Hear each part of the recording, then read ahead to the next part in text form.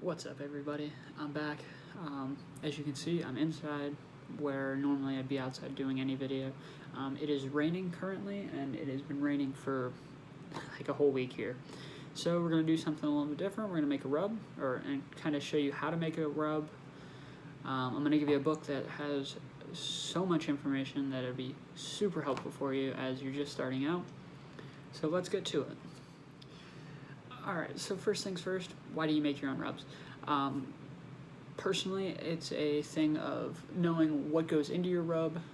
There's no extra, oh, maybe there's something in there, or maybe there's not.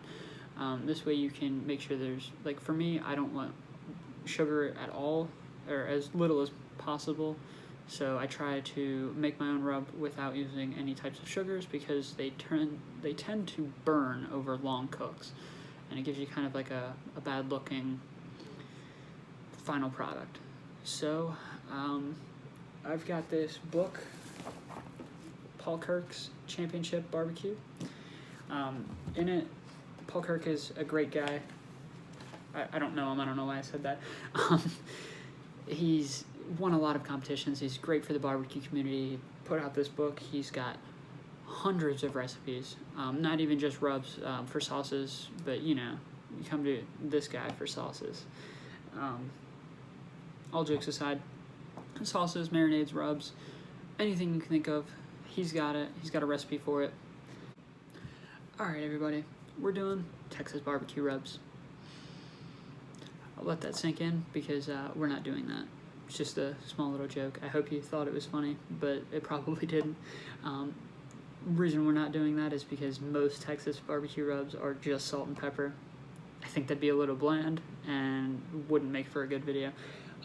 We are doing a barbecue pork rub from this Paul Kirk's book. There's a few things that I'm leaving out because, again, I don't want brown sugar in it. It's gonna burn up. It's not gonna look great. And then I'm also leaving out the dry mustard, which I don't know if that's a big factor or not. It's just something I don't have. But I'll leave the full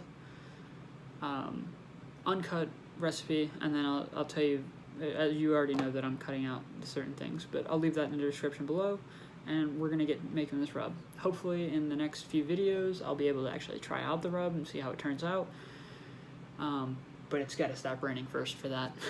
So let's go. Alright, everybody, let's get to it. I've already got the paprika in the bag because I messed up on the last video and said some dumb stuff, so I'm going to try that one again, but I use a bag because it's just easier to shake everything up and mix, and then essentially that's what it's going to go into after I'm done anyway, so why waste the bowl and all the cleaning time. So yeah, we've got paprika in already, and we're going to add our seasoned salt. Today I'm using Lowry's. It's just pretty much the go-to name for seasoned salt. We've got some celery salt here. We're going to throw that in as well. Granulated onion.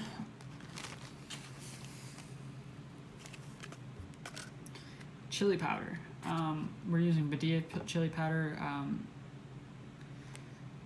I don't know how it's going to turn out. I've never really used a rub with chili powder in it, so let's see how this eventually turns out and what kind of whatnot we get out of it. And finally, some black pepper.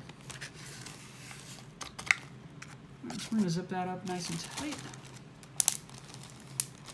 And the easiest way to do this is just kind of, I'm going to send it back and forth and just kind of tumble it around a little bit and let everything mix kind of evenly. Paul Kirk, in his book, that hopefully you decide to get, if not, I don't know. I'm not going to tell you have to get it because I don't expect you to pay for anything, but if you get your hands on a copy for free, by all means. But he says in the book you want everything to be kind of evenly sized. This way, when you mix things up like this, you won't have to continually mix it up because things get separated or what. But if everything's kind of an even, uniform size, it's going to make for a nice looking rub. So, final product. I hope you can see the kind of color in it. It really doesn't look this dark. It's actually kind of a lighter color. Doesn't look bad. It looks like a great rub for anything. And hopefully we get to try it out. Alright, so we got our final product here. It's all shaken up and everything. It looks real nice. I'm actually kind of excited to try it because I think it'll give a pretty nice, like, not super spicy, but just spicy enough type of flavor. And I think it'll be really fun.